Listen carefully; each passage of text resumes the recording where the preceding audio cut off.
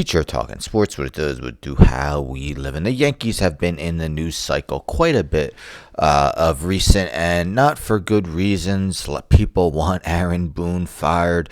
So many blown games by the bullpen, particularly Jake Bird, who already got sent to the minors, and Devin Williams, high-profile closer, who had been dominant the previous 3 years before joining the Yankees. Well, at least they won yesterday, although they were still in the news. Giancarlo played the field.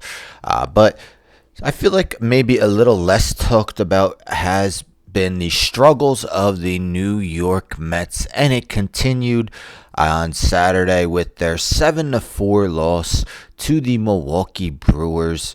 Of course, the Brewers, one of the best teams in baseball, 72-44 record. I believe it's the best in baseball. See the Mets, only 9 games over 500. What looked like a pretty much 100% chance of making the playoffs.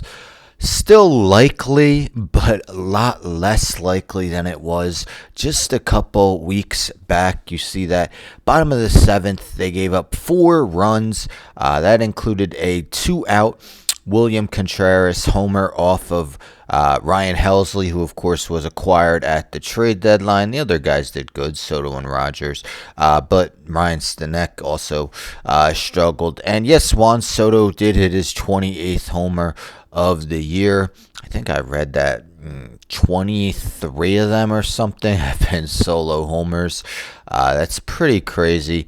But yeah, you see 28 homers, 66 RBIs compared to Alonso, 26 homers, 92 RBIs. But nonetheless, we look at the standings. It was a battle between the Mets and the Phillies for quite some time, and now we see the Phillies have a 4.5 game lead, of course, far from insurmountable. The Mets still have 45 games remaining, but they do still have 45 games remaining, meaning that there's still the opportunity that they could lose their grip on a wild card position. See, right now they have the 3rd because the Cubs are 18 games over 500. The Padres are 13 games over 500. The Mets are 9. Reds 4 games over 500, 2.5 games back. The Giants 4 games back. Cardinals 4.5. So there's some teams, 3 teams within 4.5 games. The same deficit they have in the NL East. And yes, the losses have piled up of late. You see, since winning 7 in a row from July 20th to July 27th. It has really been a struggle since then. Loss, win, loss, 1-10 in their last 11 games. 6 losses in a row.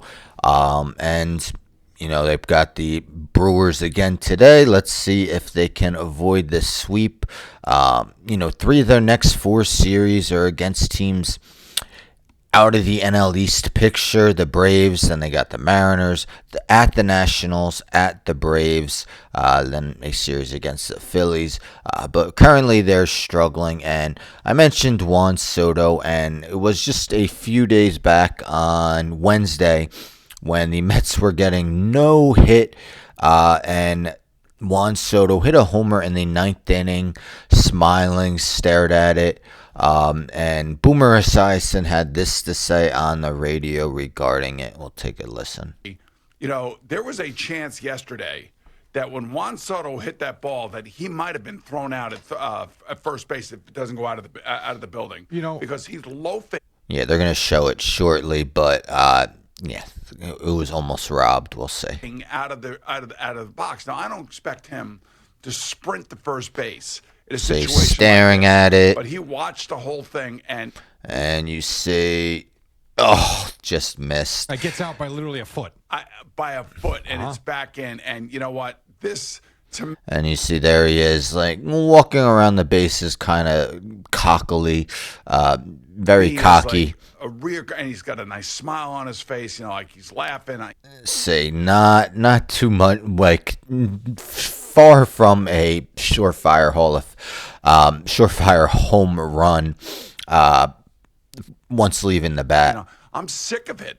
I want to see attitude. I want to see, when the Mets had Gary Carter, they had Ray Knight, they had, they had guys that would. All right, I'm going to stop it there. Yes, he's naming some players that maybe some of you don't know. I really wasn't even around to see them either, but I'm aware who they are.